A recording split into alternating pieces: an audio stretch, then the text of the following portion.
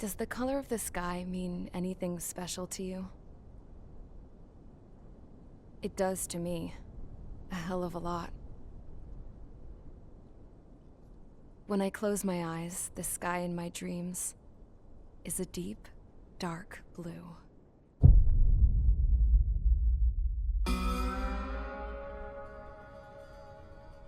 Pilots have been in my family for 4 generations. Flying's in my DNA. Even so, my grandpa didn't want me joining the Air Force. He lost faith in the Ocean air defense the day my dad died in battle. You know, Abby, I wish you could see what it's like up there. Cruising above the clouds, the dark blue of the stratosphere. Nothing beats being at the controls and seeing it from the cockpit. Look here. Gramps tossed a magazine over to me with an article. Unmanned fighters are no longer a dream, it read. Pilots taking to the skies will soon be a distant memory. I don't see anything good coming from that. Know what? Lying smack dab in the middle of the desert west of here, there's a bunch of planes from the last war. Some of them have been mothballed, but most of them are just rusted piles of junk waiting to be scrapped. Gramps was really good friends with the super there, so he got to take whatever he wanted, no questions asked. That's how we got the parts to build our own plane. Now, when I say we, I mean me, my grandpa, and his old war buddies. I cut my teeth working with those geezers. They taught me their skills and some dirty jokes. But with their aging eyeballs and whatnot, I ended up having to do most of the work myself. I was at the airstrip doing some flight training when I saw it. A prototype drone. It wasn't much of a plane, more of a trash can with wings. Laugh at it all you want, kid. But technology's always changing. If you don't keep up with it, it'll leave your ass behind. It took 6 years and 8 months to get that engine running. And it took us another 1.5 years after that to finally get the balance of the airframe just right. I'd gone from being a little girl to, well, still a girl, just older. But now, I was all alone. Wherever the souls of my Gramps and his pals are flying, I hope it's peaceful.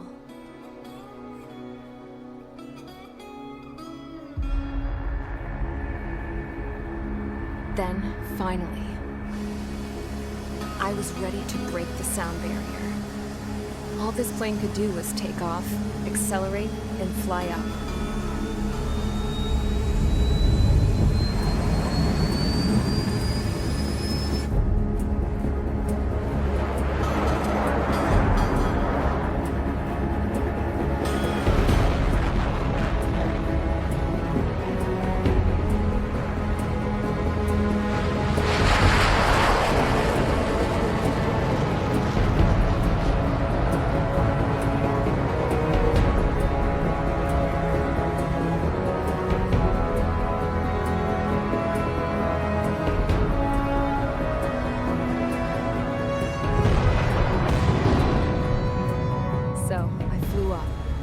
Straight up, through the clouds, higher into the sky. Dark blue. I could almost touch it. Then I saw Osia's fighters. They were tailing something. A drone. They were going full out chasing that thing. Doing 30 Gs at least. Damn, I've never seen anything move that fast. It had a rose painted on it. The Erusian emblem. But that country's a whole continent away from here. Right. You should have put in my investment in this piece of junk. Should have built a deterrent too.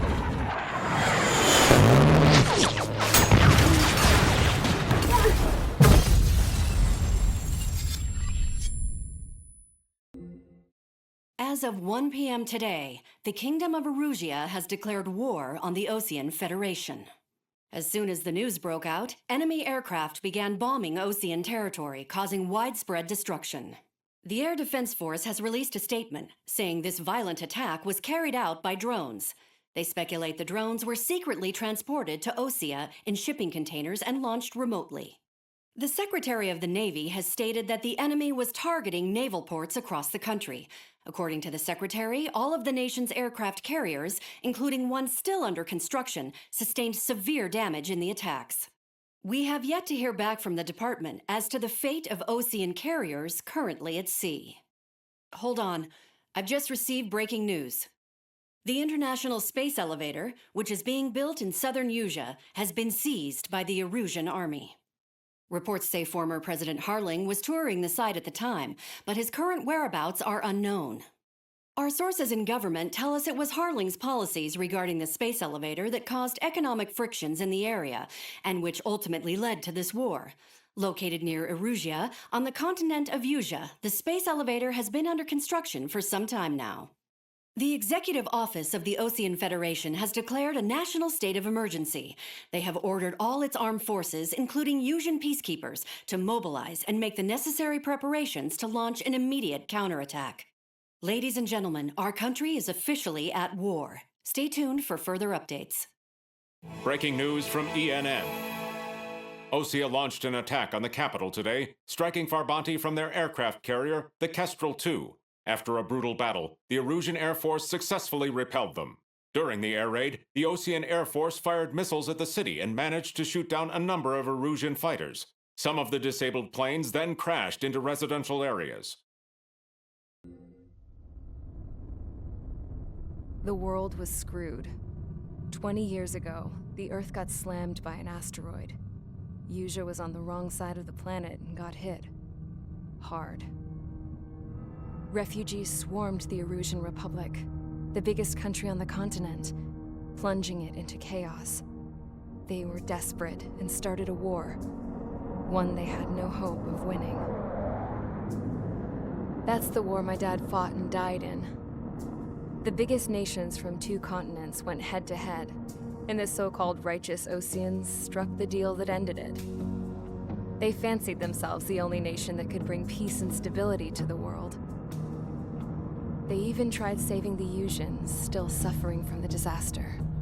That's how a space elevator, stretching way up into the sky, ended up being built in Usea, paid for by the Oceans. President Harling said he did it out of compassion for his fellow humans. But to the folks in Erusia, it looked like Osea was moving in to take over.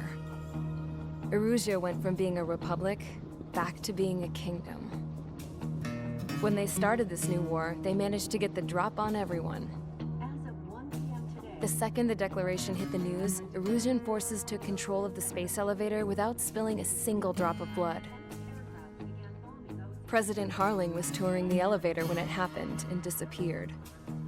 Then, while that was going on, the Erusian ships that were docked all around Osea released a swarm of drone fighters they had hidden on board in containers.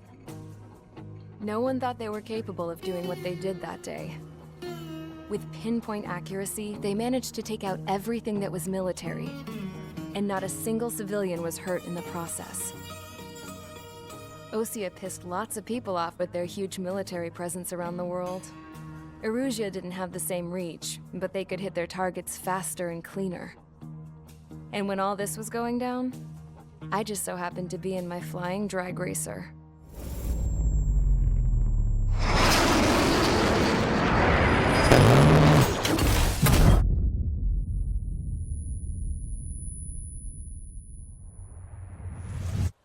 In case you were wondering, yeah, I survived. I crashed in a bombed-out Ocean Air Force base, then got arrested for breaking wartime aviation laws or some crap. The world went from being at peace to being at war, all in the blink of an eye. Princess Rosa Cassette Delete of the Kingdom of Erusia. Today, Ocean airstrikes have shattered the lives of countless Erusians. Their attacks practically leveled the school I went to. It is heartbreaking.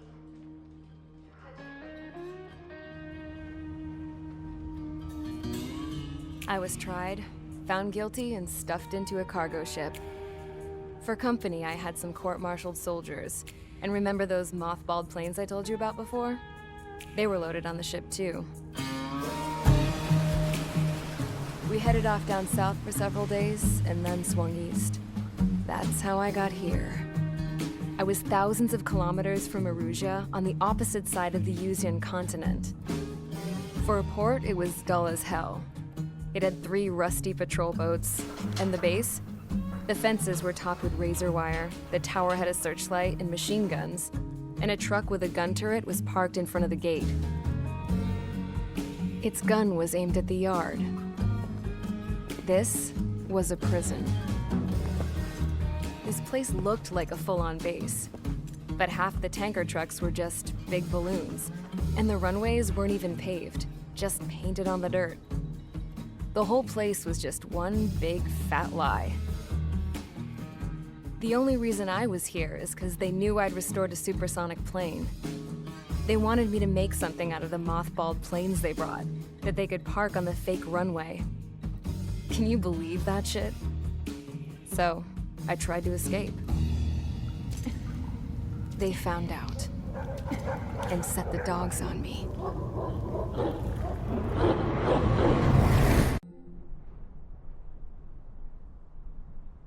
Here he comes.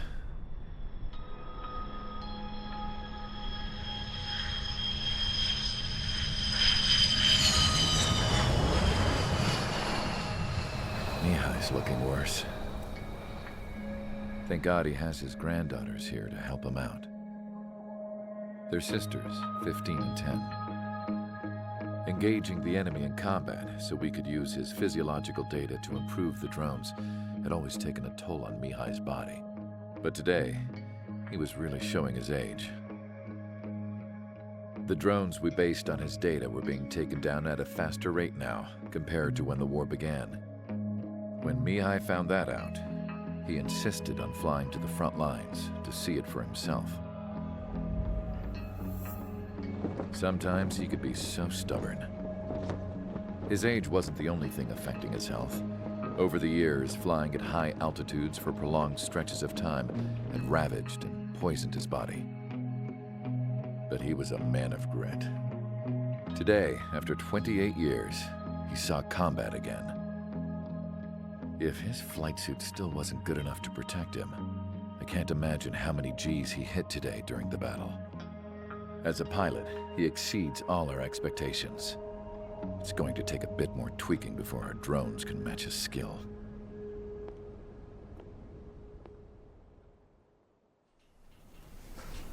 How penal is this penal unit, you ask?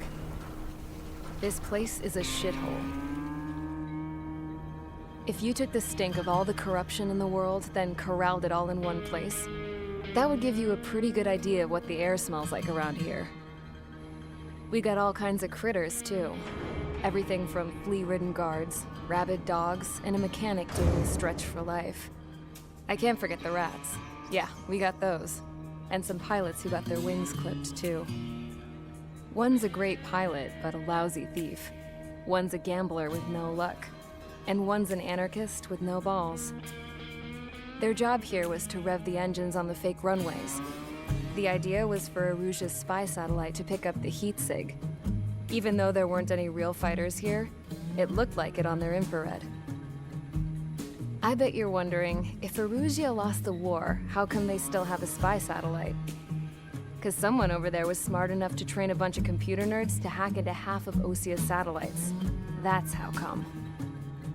Every now and again, I'd try to bust out. And every single time, those damn dogs would drag me right back. When I was in my cell, I'd hear this voice coming from the guards room. It was the Arusian princess rallying her people on the Arusian national broadcast. All us prisoners had become big fans of hers. You want to hear something funny? The guards were big fans too. I swear to God, every time she was on the air, they'd turn up the volume on the radio and sit there listening. I could see how someone like her could win the hearts and minds of soldiers and workers alike. When the princess said something, you could tell she meant every word. Lately, she'd been having more fun with her speeches, and that made her seem even more charming. You could say her charm was like a virus. Whenever she'd point out stuff that was wrong with Osia, the prisoners in here went nuts. Hell, if anyone knew how messed up Osia was, it was the prisoners. They'd shout, "Burn Osia down." No way am I just gonna sit here and rot away in this hellhole. Dark blue. Instead of building fake-ass planes to trick Erusea, I'm gonna build one that'll really take off. You can count on that.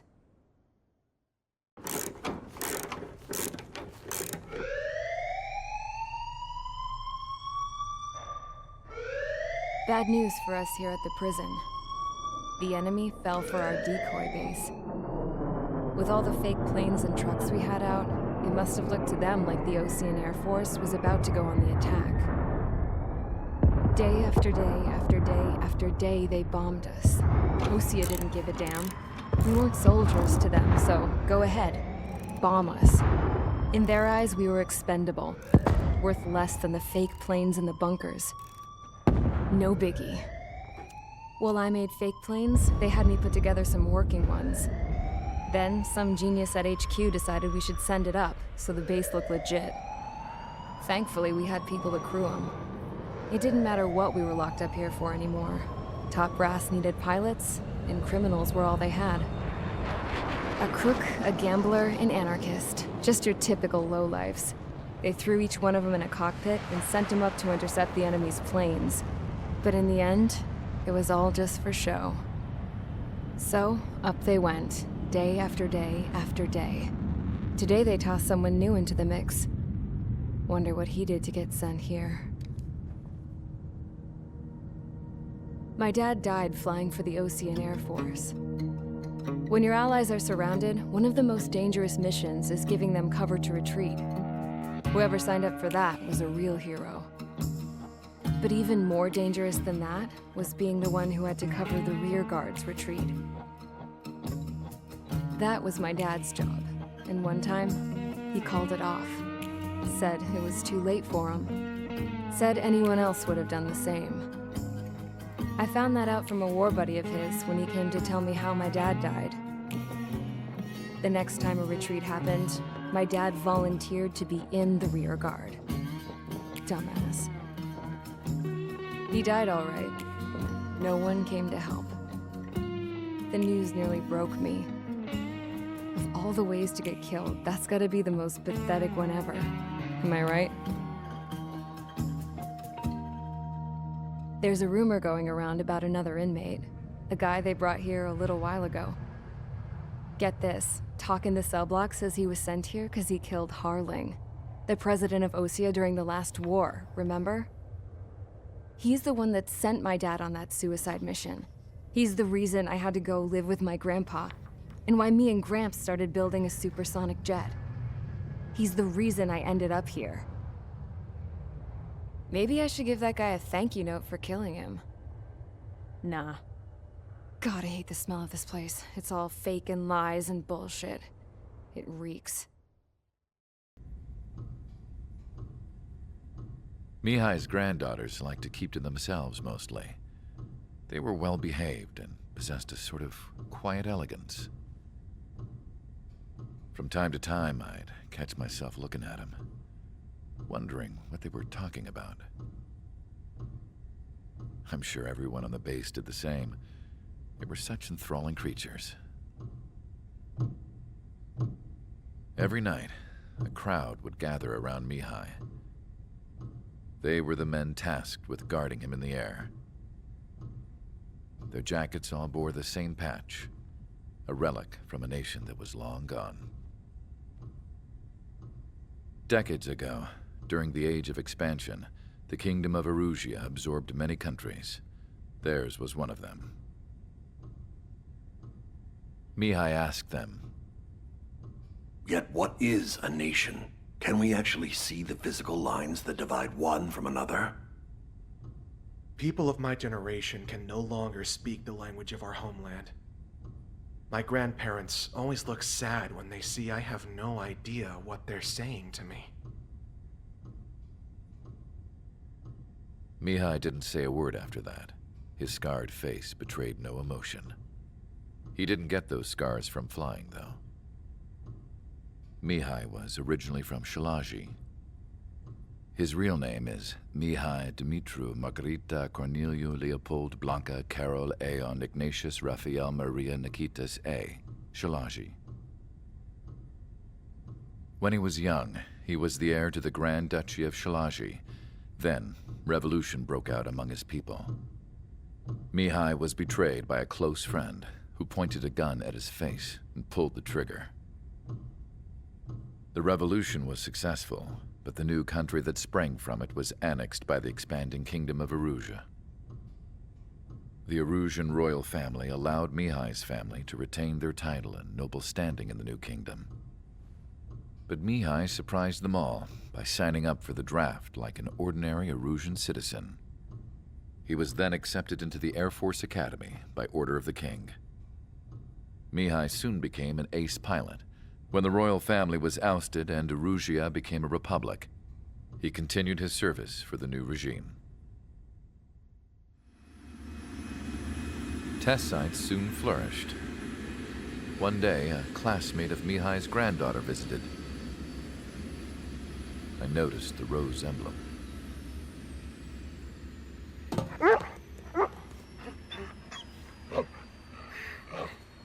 She laughed like a princess, and I found out later she was indeed the daughter of Erusia's new ruler.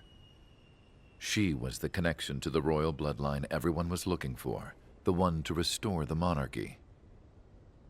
This new princess was truly a godsend for the Erusian people. If Mihaly's granddaughters were like the moon, she was like the sun, around which everything seemed to orbit. Her face was so expressive. It's no wonder the people of this war-torn country instantly felt at ease when they saw her speeches.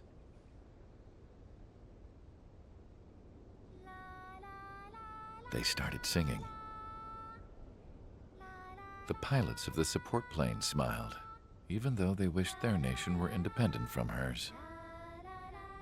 Angelic. I wonder how Mihaly felt about all of this. It was my job to research his neurological data after all. I wish I could figure him out. Whatever his feelings were about losing his homeland, he kept hidden, even from me.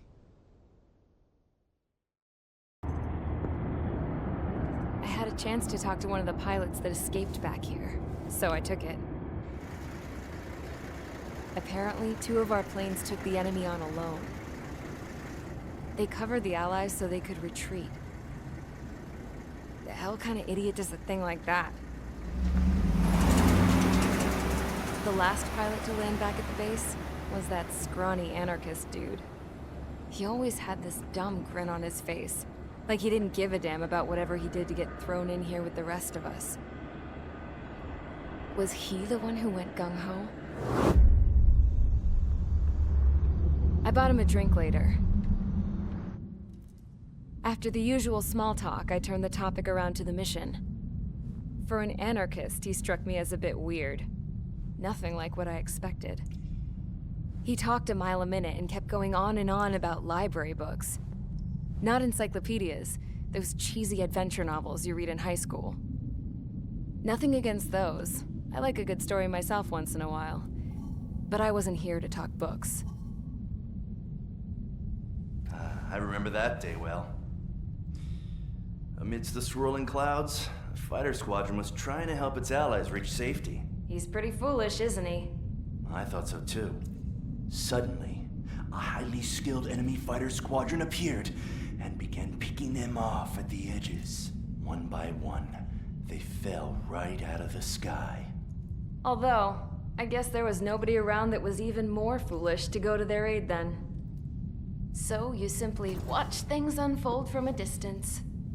Yeah. I mean, who would have ever thought that I'd just go and follow him straight into the enemy squadron like that? After what felt like decades, I finally got to the info I was looking for. He wasn't the guy. He said he was just following his wingman's lead and managed not to die somehow. The hero on this mission was the new guy. The one that killed Harling. How did you feel? I'm still kind of shaken up, actually. But you know, I do feel a certain sense of pride, too. He really is foolish, isn't he? Yep, he sure is.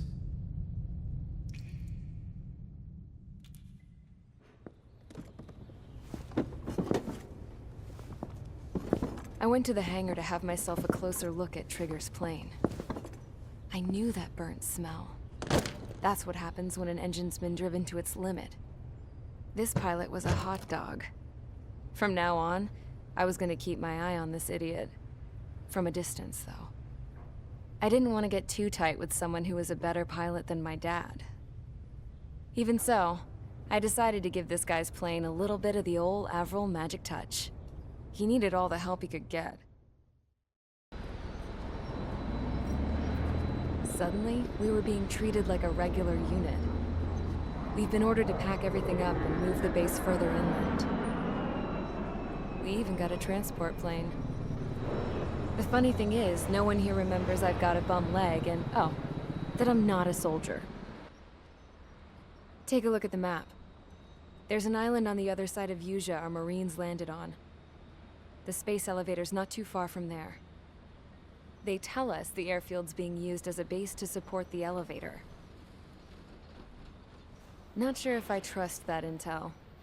Anyway, the transport plane's gonna drop us there, without any fighters to cover us. Some genius thought we could commandeer the enemy's jets they left in the hangars, and use those to fight.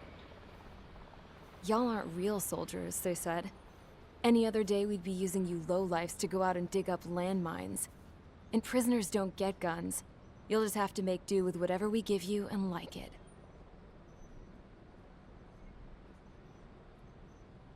A phone. They don't let us prisoners near them. But with all the hustle and bustle of moving the base, they forgot to lock this one up. Looks like an antique. I lost my right for a phone call ever since I was arrested and locked up. It's trippy to think that I can just hook it up, dial a number, and talk to someone from my own country. Planning escapes ain't all I'm good at. I'm plenty good at remembering phone numbers, too. A little while later, I headed over to HQ. You must know. We did get a call direct from command. That pipe, what exactly are you doing with it? My grandfather had a lot of friends in the Air Force from his time as a lieutenant. My point? Well, you're going to set out in your own special aircraft. Then you'll send everybody else off in the wrong direction while you head somewhere else. All right, fine. But just you and you alone. You're the only one allowed on board. Besides, there's only one seat left. I said cool. That's exactly what I wanted to hear.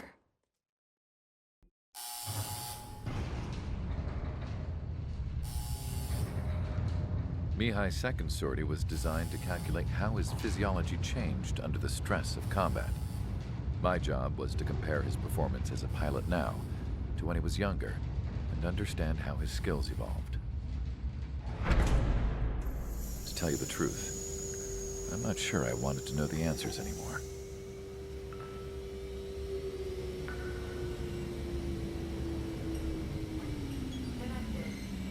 For a man his age, Mihaly's body was unbelievably resilient, remarkably flexible. His reflexes were as sharp as they ever were. Still, after all those years of flying in the outer layers of the atmosphere, even someone as strong as Mihaly wasn't immune to the effects of the strain.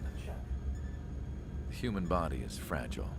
It was not meant to handle the excessive amounts of radiation that constantly bombarded the stratosphere. For Mihaly's second sortie, we used a flight suit that was still untested. He seemed fine on takeoff, but by the time he landed back at the base, it was clearly a mess. He got caught in a surprise dogfight with an especially stubborn enemy. It took a while for Mihaly to bring him down.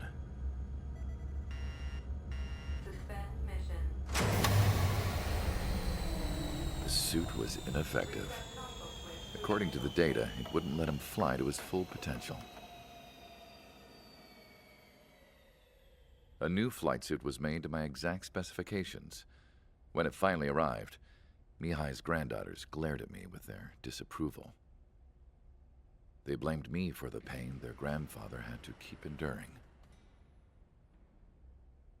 But Mihaly remained stoic. He wasn't the type of man who cared about anything that happened here on the ground.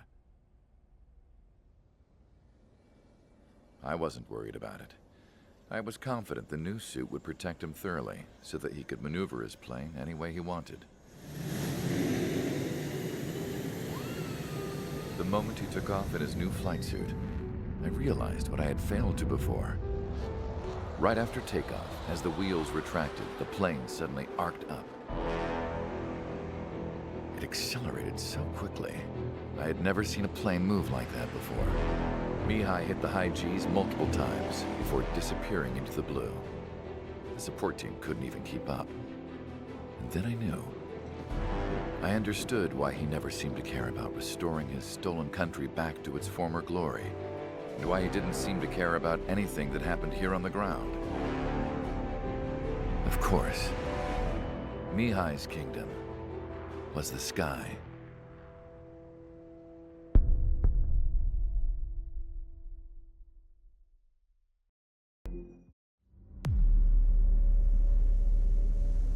As far as the chaos we find ourselves in these days, it's difficult to say which side pulled the trigger first. Erusia deployed an automatic intercept system with drones. Osea implemented long-range attacks to bypass them, so Erusia decided to sabotage Osea's communications and navigation technology. Erusia couldn't launch a satellite themselves, but they were still able to hack the software of the Osean transmission and navigation systems. Before Osea even noticed, half of their satellites were hijacked. That's when things got ugly. In an attempt to knock out each other's capabilities, both forces launched fighters loaded with anti-satellite missiles at the same time. Only military satellites were targeted. However, their destruction created a debris field in orbit, which wiped out scores of other satellites, both private and government-owned. What kept the world relatively sane up to that point had been free-flowing data and information. But now, those were gone. All that remained was chaos and confusion.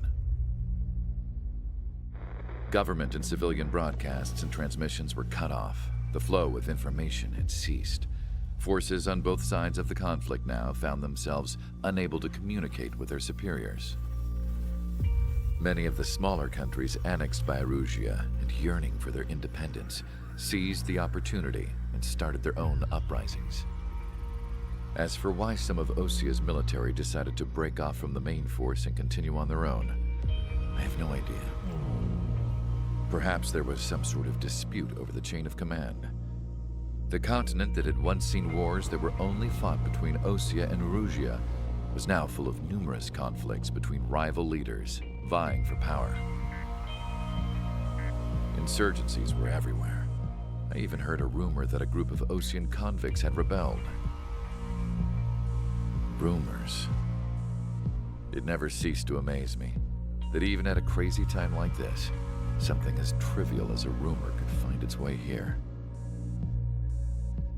Communications from corporate were cut off.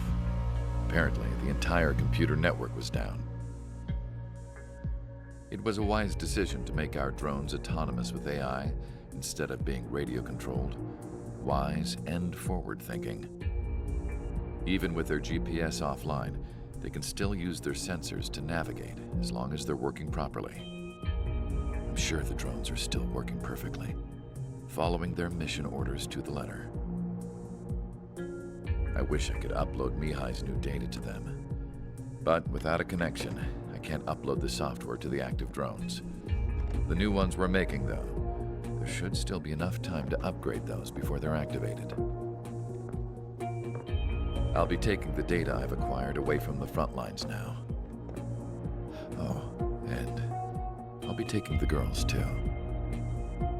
I told my assistant Masa it was time to get Mihaly's granddaughters ready to leave here. She's not much older than the girls, but she has a way about her, and I'm sure she won't have any trouble with them.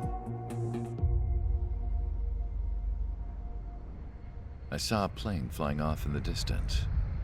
I imagine it was looking for a safer place. The plane had a rose emblem on it.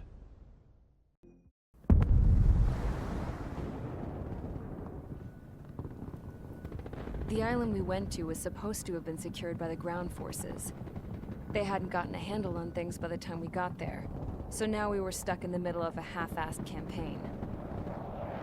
My job was to get the planes ready for combat, making repairs and handing them over to our troop of cons. Thing is, the enemy still had the hangars. The comms were still down, so none of us knew what the hell was going on.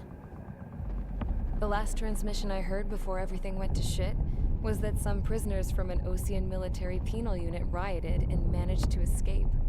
They stole some jets and now they were flying around, taking out their former allies left and right. I wonder if any units like ours were out here, creeping around. Hearing the Osean jets firing at each other overhead chipped away at morale. Since the radio was out, it was quiet. I liked it better that way. All I heard was the gunfire. Here we were, walking around carrying rifles. We were pilots, damn it. Friendly fire will probably kill us. You know things are desperate when the guards that used to lock us into solitary are now telling us it's better we all stick together. I guess they think our odds of surviving this war are better that way. After walking for miles across the battlefield, we came across the wreckage of a plane. Passenger, not military. I knew that rose. It was an Erusian liaison plane. The guards' dogs smelled something and took off. They led us to a cliff. And the bodies. Today, I lost everything. When Osea attacked our capital, my father, a man who was never really suited to being the king, was killed. I was to be flown out of the war zone to safety, but the plane was shot down by rebels. The entire crew was killed in the crash. Soldiers appeared and one shot at me. My dog went after him and shot him to pieces. He was my best friend. After all those speeches I gave about working together for peace, I thought everyone felt the same as I did.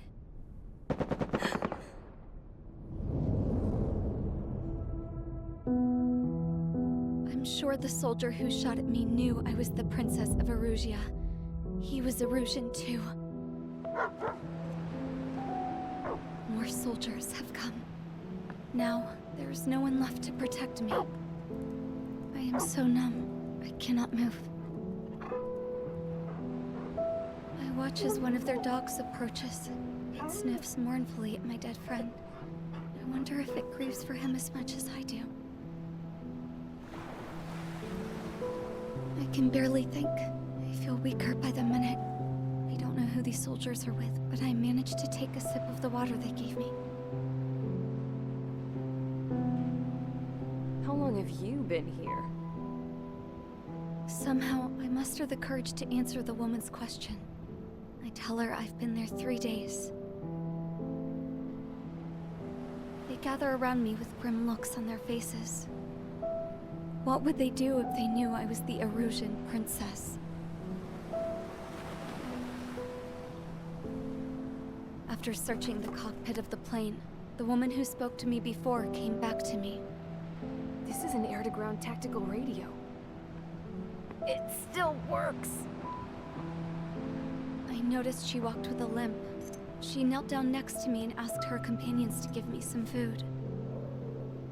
And then, very softly, she said, You see, I used to listen to your broadcasts, Your Royal Highness. Just what did you see here?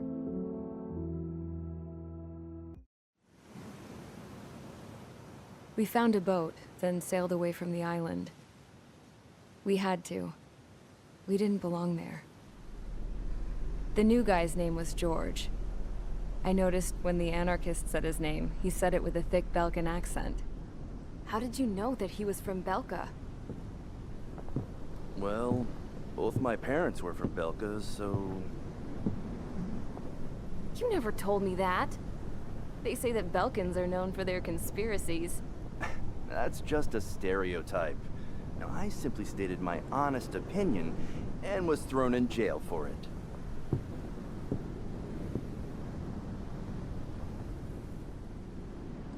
The princess sat there looking miserable. That was a dumbass stunt she pulled back there, but it got us on this boat.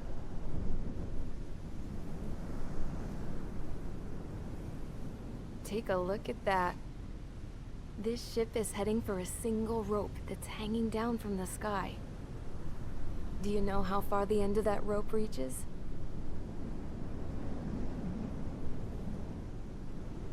Outer space. No. It is a direct connection to the very potential of mankind itself. Or at least it was until war erupted.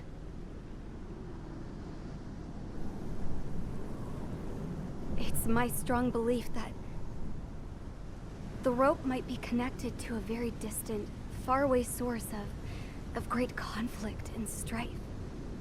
Even long before the war, the whole world started falling apart once Harling began trying to build it. I often wonder what was going through Harling's mind when he was trying to destroy the very thing that so many people were sacrificed in order to create.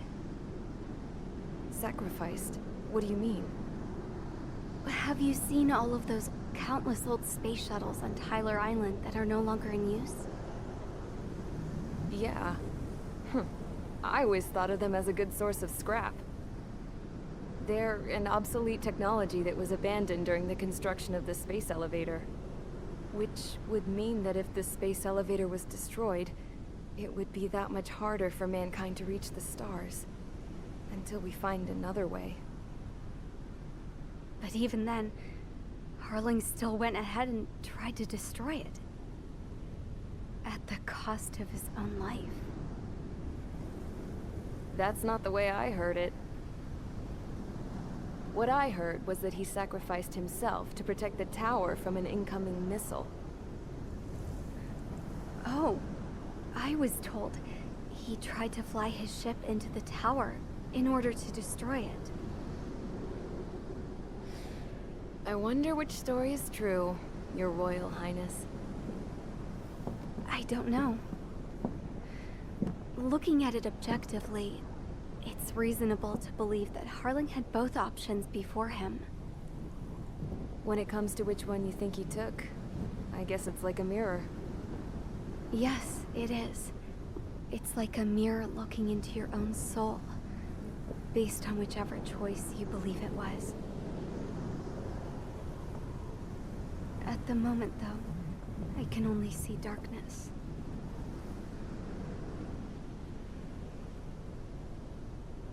I think that thing should be destroyed.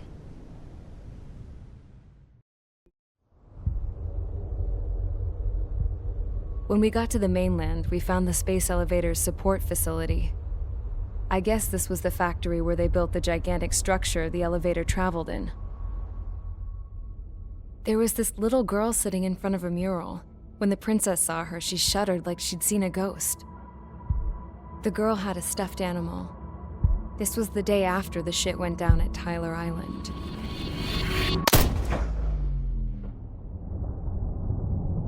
She walked right up to the princess, took her hand, and led her into the factory. One thing's for sure, they knew each other.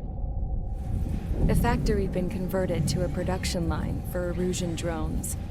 It was fully automated and chugging along, making drone after drone after drone.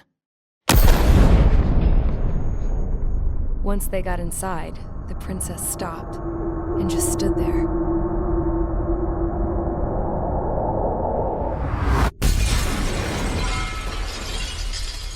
Another girl was there with a man in a lab coat.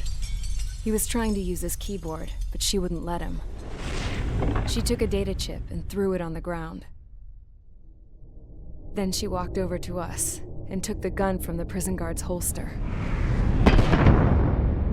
She pulled the trigger and destroyed the chip.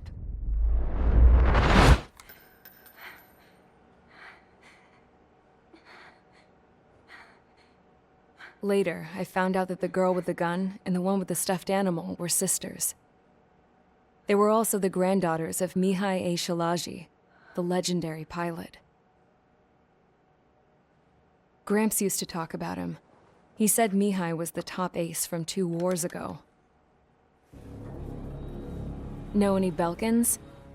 Because this guy was a Belkan, and they love to stir shit up. Pitting nations against other nations is a particular favorite of theirs, along with developing hyper-advanced technology. That's right. I'm Belkan, born and raised.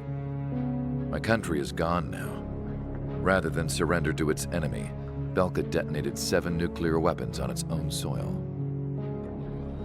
My people scattered around the globe, living in the shadows of other countries. We had a new purpose: to breed wars. The theory was that through war, we could achieve our destiny and our revenge. I had just finished inputting Mihaly's data when his granddaughter came in. She destroyed the only copy I had of the information I squeezed out of him. The girl loved Mihaly. No one knew more than her just how hard I pushed her grandfather for that data, how much I made him sacrifice in the process. I promised his granddaughters that his efforts were not in vain, that it could end this terrible war. But in the end, it only caused more chaos and despair. We were responsible for all this damage, all this tragedy. Now, we were going to pay for it. The Erusians, once our allies, would see to that. I had lost the drive to continue my work, even before I noticed Mihaly's granddaughters eyeing me with suspicion that one day. I should have stopped then, for all our sakes. Mihaly's granddaughter tossed the gun aside. She said if she resorted to killing, she'd just end up like the rest of us. And by us, she meant everyone, including the princess. Like me, the princess was afraid to look into the girl's eyes. She knew that by encouraging her people, she kept the war going. Mihaly and his granddaughter were victims of it, and now, they too were paying the price. Is this for Belka? Or for Erusea? My grandfather had only one wish: to continue soaring through the endless skies. That was the only place where he felt alive. But I don't even have a country to call home, let alone the sky. The Black Forest, the lake, they are no longer mine. Even though those lands were once cherished by my late mother. We have to learn to put that sense of nostalgia behind us and behave like mature adults. My homeland. She's right. It feels so far away now. The woman with the rifle approached me. She was focused on more pressing issues. I checked the computer. All of the data on the legendary ace had already been installed. No, I pulled it before it was completed. However, there are 2 aircraft that are already scheduled to be manufactured based on that data. We must destroy the factory. This isn't the only one. There are more facilities just like it, and the 2 planes containing the data will be manufactured at one of those facilities. So, this place runs on solar power that the space elevator generates, right? How about the others? We can destroy the space elevator and cut the power to them. First things first, let's take this one out. I'll show you which locations to target.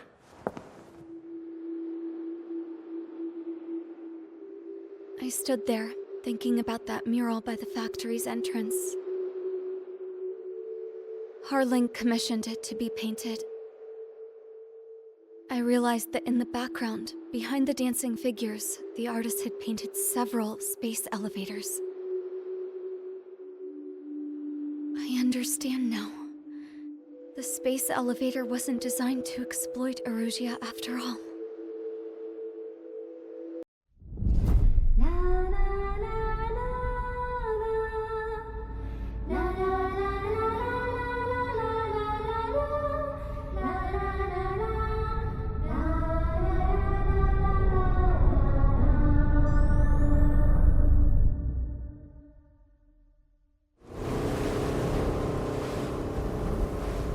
hell. I can't just snap my fingers and make a plane. Believe me, I wish I could. Right now, we needed one. Bad. When we were coming over on the boat, I remember seeing an aircraft carrier. That gave me an idea. The Admiral Anderson. The name of an old sailor. When the first drone started attacking, the ship wasn't ready for battle yet. It was still in the dock, getting all rigged up. So they rushed to get her ready. I know about Anderson. In the previous Ocean War, he was the commander of a ship that sent out the last fleet of jets. They say the deck was sloping so bad as it sank, the last plane barely made it off. Those fighters ended the war. That story gives me a little bit of hope, especially at a time like this. We're all in the same boat, like it or not. If this war keeps going on like it is, it'll be the end of everything. The military loaded this thing to the rafters with planes. Some were fighters that were going to be delivered to bases in occupied territory.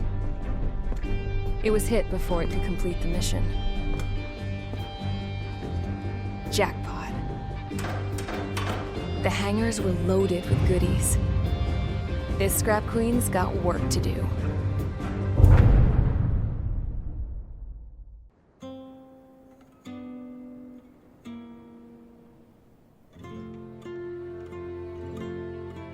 The refugees built a settlement for themselves at the base of the space elevator. A humanitarian mission from Yuktovania airdropped some supplies for them again today. Thanks to the princess, the whole world was pitching in to help these people. Handing out the relief supplies would have been a perfect gig for that anarchist dude. But since he's dead now, the job went to the guy from Belka, George. I guess Tabloid got that new system he wanted in the end.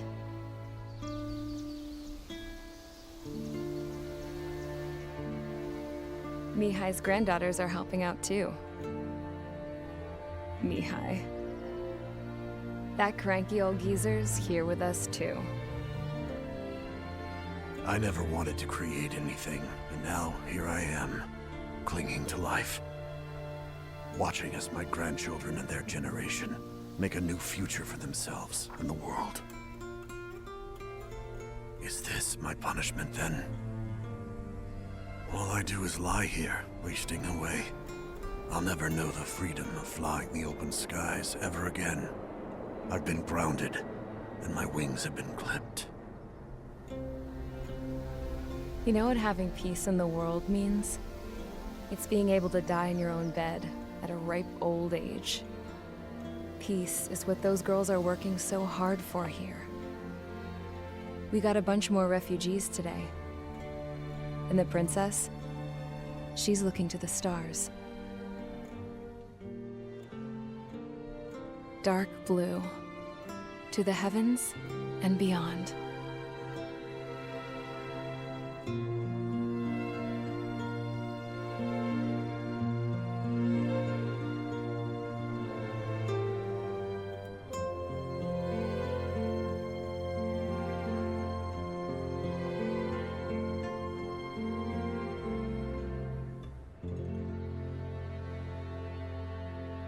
Can you hear me?